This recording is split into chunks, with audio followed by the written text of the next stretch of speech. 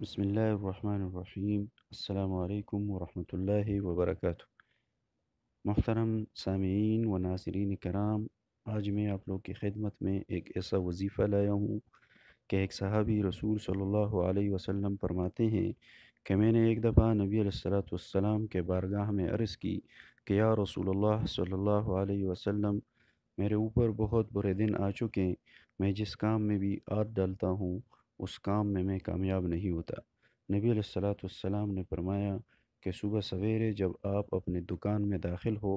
یا اپنے گھر میں داخل ہو یا ہر وہ جگہ جہاں آپ کاروبار کرتے ہیں، خواہ وہ آفس ہو یا کوئی بھی جگہ ہو، تو پڑھا کرے السلام علیکم والصلاة والسلام علی رسول اللہ صلی اللہ علیہ وسلم، بسم اللہ الرحمن الرحیم، قل هو اللہ احد اللہ الصمد لم یلد ولم یولد ولم یکن له کفوا احد۔ بسم اللہ الرحمن الرحیم، السلام علیکم والصلاة والسلام علی رسول اللہ صلی اللہ علیہ وسلم،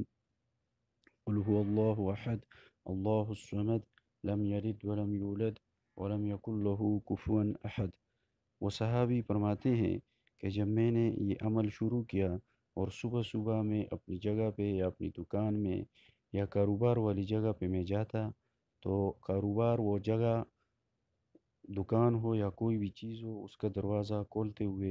میں نے اس پہ عمل شروع کیا اور یہ عمل میرے جاری رکھا، تو ابھی تک چند ہی دن گزرے تھے کہ میں اپنے علاقے کا سب سے بڑا امیر ترین بندہ بن گیا ہوں۔ اگر میں مٹی میں بھی ہاتھ ڈالتا تو وہ بھی میرے لیے سونا ہو جاتی۔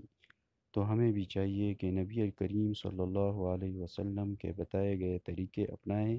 ان کے بتائے گئے جو قرآن و حدیث سے ثابت شدہ وظیفے ہیں ان پہ ہم عمل کریں۔ یہ ایک بالکل مختصر ترین اور آسان ترین وظیفہ ہے۔ ہمیں چاہیے کہ ہم اس کو اپنی زندگی میں لائیں، اپنے عمل میں لائیں، اور اس پہ جب ہم عمل کریں گے تو نبی علیہ الصلوۃ والسلام کے بتائے گئے وظیفے کے مطابق ہم بھی اپنے کاروبار میں ترقی پالیں گے۔ اللہ رب العزت ہم تمام کو عمل کرنے کی توفیق عطا فرمائے۔